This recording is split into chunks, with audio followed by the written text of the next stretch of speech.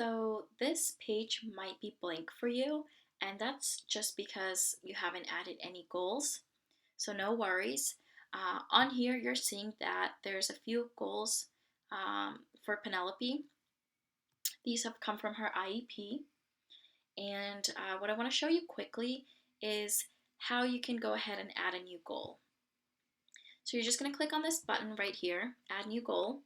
I've taken a goal here just uh, to demonstrate how you add it and then how we set it up. So Penelope will identify the root word, prefix, and suffix with 90% accuracy, 5 consecutive trials. We're going to go ahead and save and continue. Then we're going to categorize it as whether it's an academic or functional category. In this case, it's academic, reading. I'll go ahead and click save and continue. Next, we're going to set up the goal. We know that we need to set this up because the rest of the goals are either completed and you can view the results, or you need to start them. So the goal has been set up, it has been, but no data has been input on the assessments.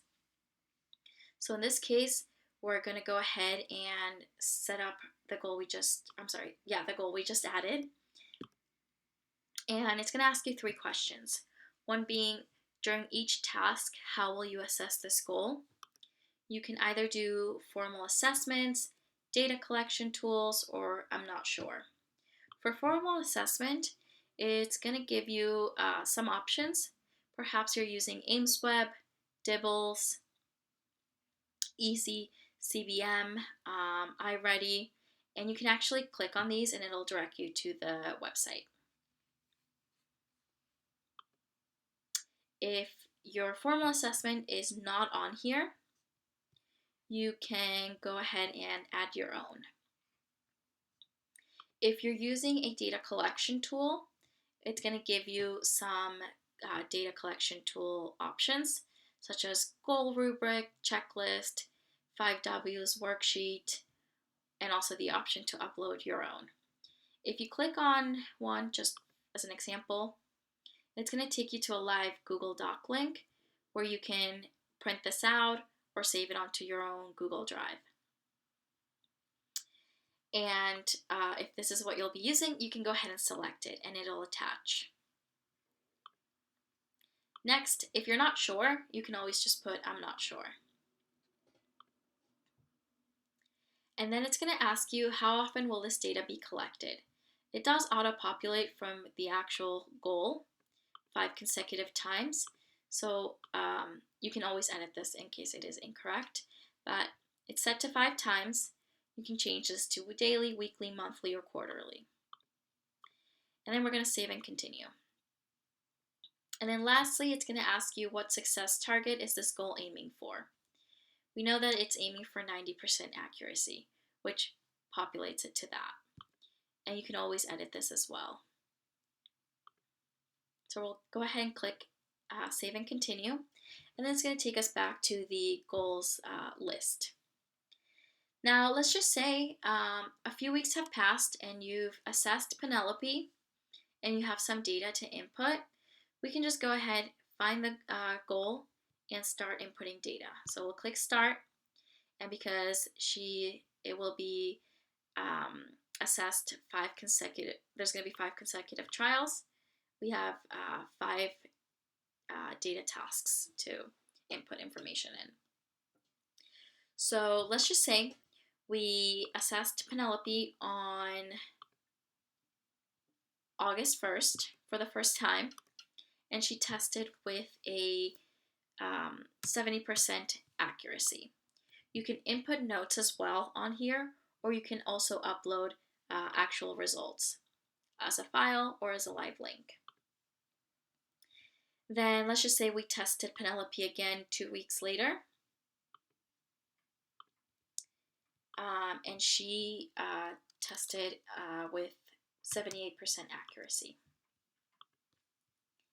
And then we tested her 2 weeks after, and she came back with a 86% accuracy. As we start inputting this data, it's going to generate a progress graph. So you can look on here at the bottom, it's going to show you the dates she was assessed, and then on the side, it's going to show you the percentage of accuracy. So you can start visualizing her progress. This is really useful for parent-teacher conferences, um, as well as weekly or monthly meetings with your team on students' progress. And then the last thing I want to show you is, so going back to the learning biography, I just want to give you a quick summary. This is where you will always go back and be able to reference the student's information.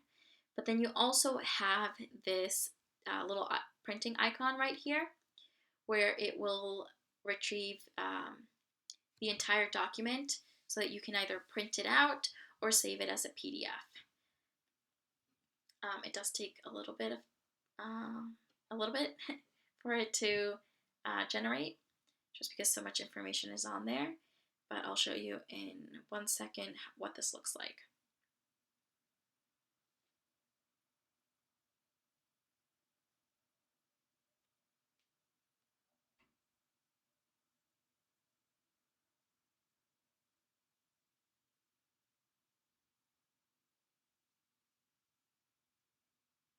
There we go. So you can either print it or save it as a PDF, and it's just gonna print out her entire learning biography with her strategies as well as her goals,